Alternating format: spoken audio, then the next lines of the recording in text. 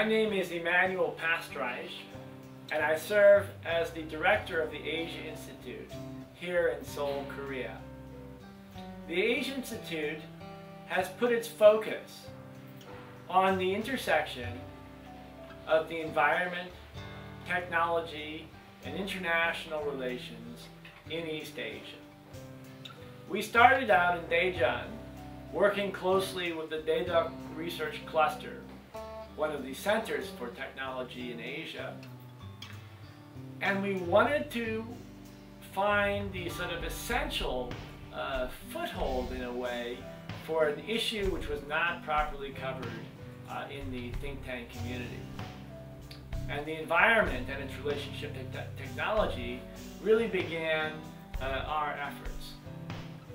I worked together with KAIST and a group of about 10 different research institutes in Daedeok Research Cluster to found, as co-founder actually, with Professor Yang Ji-won of KAIST University, the Daejeon Environment Forum.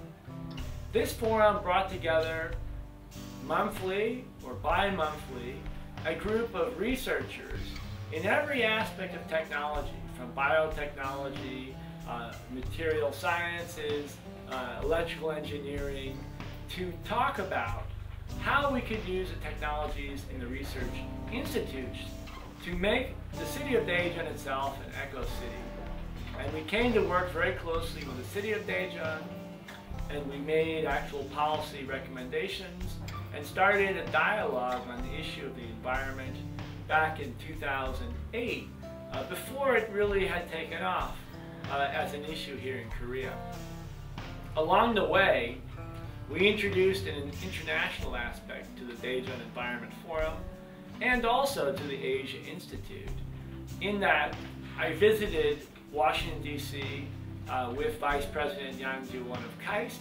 We gave a very, very well-received talk at CSIS, America's leading research think tank, and we spoke about the potential for this alliance between research institutes, local government, and international organizations.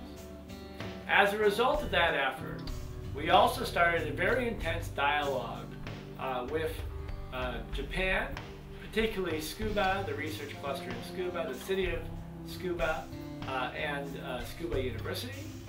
And that led, in fact, to our participation in 3E, a program we continue to run, 3E referring to environment, energy, and economy. The 3E Forum had originally been started in Tsukuba, at Tsukuba University, and we started a dialogue between these two research clusters, essentially expanding it to include Palo Alto and Stanford University, and we hosted a series of 3E seminars in China, Japan, and Korea going forward. We continue to work with Japan, and we have also started a close relationship with RIKEN, which is Japan's leading government research institute. I recently had a chance to go and speak about our work on environmental technology and concepts of open science at the Asia Research Network, which RIKEN has established for such collaboration. Beyond that, we've worked closely with Ecocity Builders, whose founder, Richard Register, is a close friend of ours, and who came for our seminars to talk about the concept of the eco-city and how the humanities, the arts, could be brought into the process of creating truly ecologically sustainable cities. Along the way, we did a series of research projects with institutions like the Korea Research Institute for Bioscience and Biotechnology, and also Korea Institute for Geoscience and Materials, in which we worked on carbon capture technologies, and also beyond that, working with Korean Research Institute for Standards in Science on the issue of how technologies, the convergence of technologies, could help us to deal with environmental issues. I was very, very happy to have that opportunity, and as a result, the Asia Institute has developed a very broad network of individuals interested in issues of city planning, of international relations, and technology, and its role both in the creation of environmental problems and also the solutions there too. Eventually, we put forth a very concrete proposal for an alliance of Ecocities. Working together with the city of Palo Alto, we translated a whole series of best practices into Mongolian, Russian, Chinese, and other languages, Arabic, for distribution around the world. Finally, in that sort of process of discussing the Ecocities, I wrote a proposal with John Pfeffer, who's the Director of Foreign Policy and Focus, proposing that the city of Wenchuan, in Sichuan, China, after it was destroyed by the earthquake, could be rebuilt as an eco-city that could serve as a model for China. In fact, that idea of being a model, a paradigm that could be benchmarked, has been at the heart of our work on the environment, to try and create habits, concepts, and urban spaces in Korea that could be benchmarked by other nations in Asia and around the world. And being here in Seoul, or originally in Daejeon, was critical to that mission because so much of the world looks to Korea now for a model. Beyond that, I've also written a series of articles which have resulted from our research work. One was a proposal for an ecocurrency, arguing that the entire World Bank system should be remodeled so that currencies are directly tied, that's to say, monetary policy is directly tied to the state of the environment, that we could imagine in the future something like a gold standard in which the value of currency would fluctuate based upon the state of the global environment. And we have entered into various discussions, including with experts in supercomputers, on how we could model and come up with standards there to discuss how the environment could be rendered as a basis for currency. I worked on that particular topic. I had various discussions with people such as Dan Esty, professor at Yale University at the law school, who has worked quite a bit on finding standards for measuring the state of the environment. And we continue to work on this topic. Moreover, I would say that our efforts here at the Daejeon Institute are inherently multilingual and multicultural. We write and produce reports and write articles in English, Chinese, Japanese, and of course Korean, and we try and engage in multiple languages, including in fact Arabic and Russian and Mongolian as well, around the world.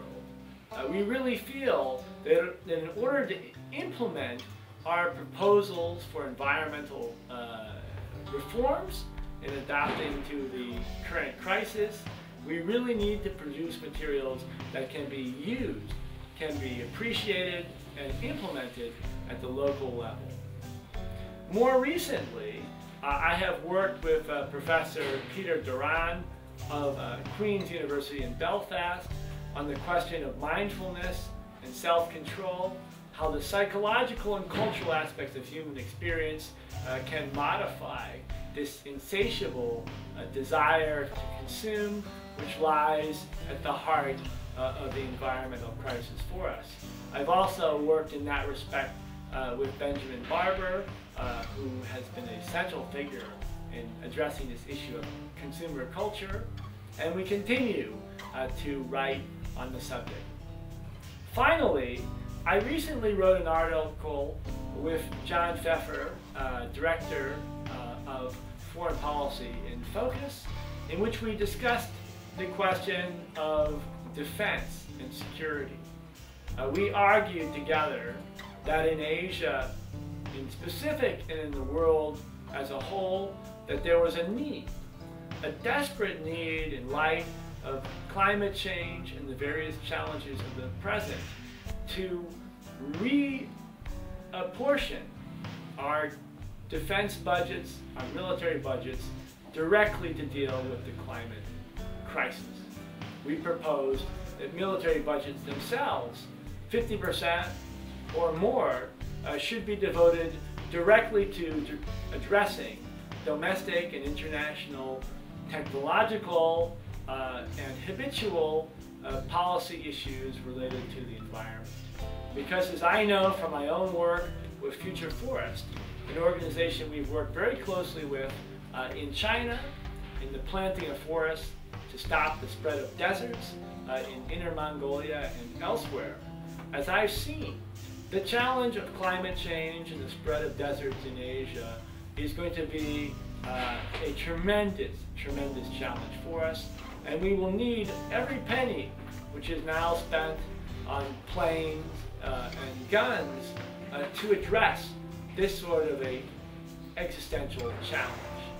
You might say that even the most advanced drones and bombs and missiles are totally useless in the face of deserts and the ravages of climate change. So I think that gives a general overview of the work of the Asia Institute with regards to the environment. We continue to move forward here in Asia and around the world. And of course, we're always open to new alliances and new opportunities here and around the world.